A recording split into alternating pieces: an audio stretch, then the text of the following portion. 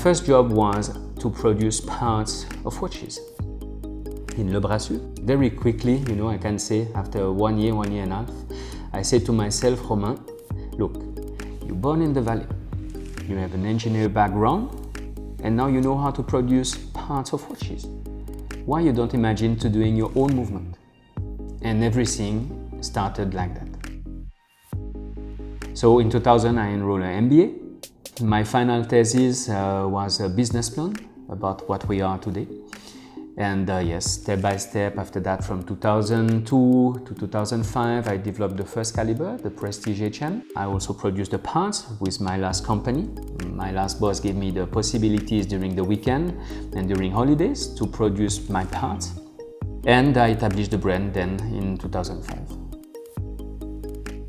I clearly understood that, Romain, there is a place for things, but with another DNA. And a DNA that you don't compromise and you take the time to do the things.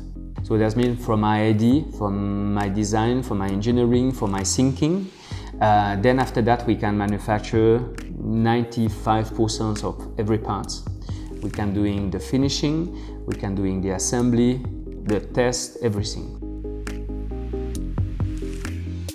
Typically how the creative process starts is that Romain will work on designing the overall movement, the global design of the watch, and then within that each component will have its own design. Romain will give his design to the machine programmer operators.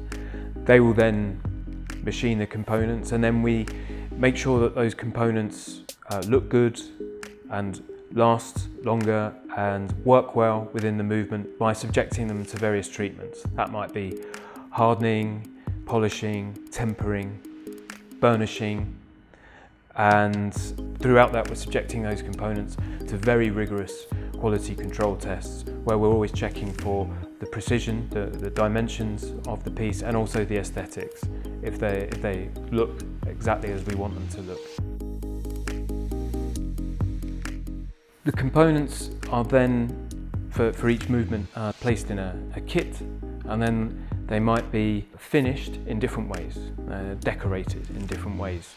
So that might include circular graining, spotting, perlage, and then we'll bring those components to the hand finishing atelier.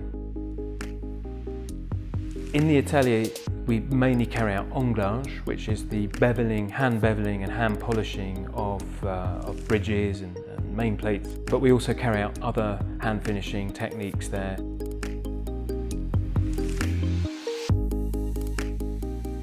The bulk of the activity that happens in the hand finishing atelier is anglage. So what happens in anglage? They will start by creating a bevel using a steel file.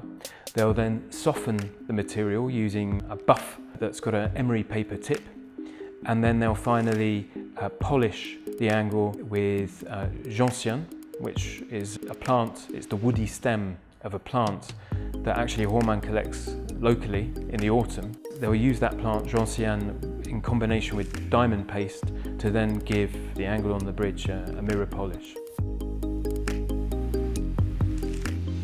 So once the components and the main plate have been hand finished, the kit of components are handed to the watchmaker, and our watchmakers, they then take the kit and they assemble and regulate the movement of the watch. Along the way, they carry out lots of artisanal processes. Obviously with Logical 1, they hand assemble the chain that features steel links and ruby rollers. They blue steel hands in the case where the hands are made in steel. The watchmakers flame blue the steel hands. After assembling the movement, the watchmaker fits the dial and the hands, and then they will case up the movement.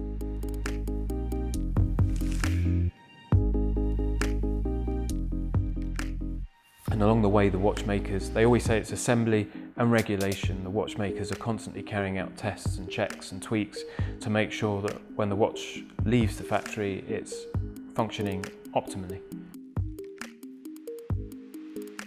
We also have our own in-house screws. Rather than having a straight slot, they have an S-shaped slot.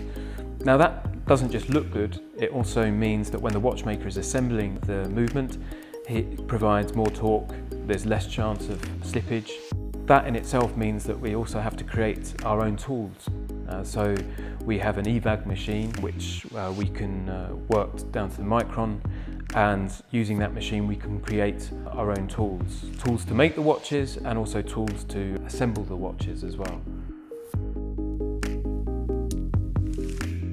So for me, you know, when I'm designing, when I'm doing the engineering, I never compromise. I'm just doing until the point that I say, this is wonderful, this is beautiful, has to be like that. So I don't think about price, I don't thinking about, you know, how we will do that. Beauty, for me, I always say, when people say it's beautiful, most of the time they don't know necessarily why. And that's the point when it's really beautiful, because you don't have to explain. I always say a watch is small, so if we don't take care about the details, what we do?